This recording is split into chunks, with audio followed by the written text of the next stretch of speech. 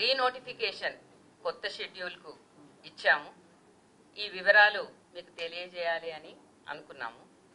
మీ ద్వారా అందరి ఓటర్స్కి కూడా గ్రామ పంచాయతీ ఎలక్షన్స్ జరగబోతున్నాయి అని తెలియజేసుకుంటూ ఉన్నాను.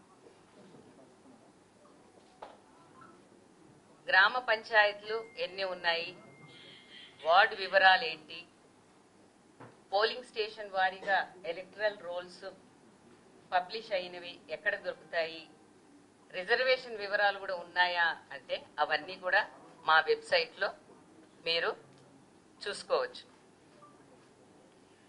ఈ రోజు నుండి ఎంసీసీ కోడ్ కూడా అమల్లోకి వస్తుంది. మరి గ్రామ పంచాయతీ ఎలక్షన్స్ 3 దఫాలుగా చేయాలని నిర్ణయించడం జరిగింది. ఒక ఫేజ్కు ఇంకొక ఫేజ్కు 2 రోజుల వ్యవధితో ఈ షెడ్యూల్ అన్నది నిర్ణయించడం జరిగింది.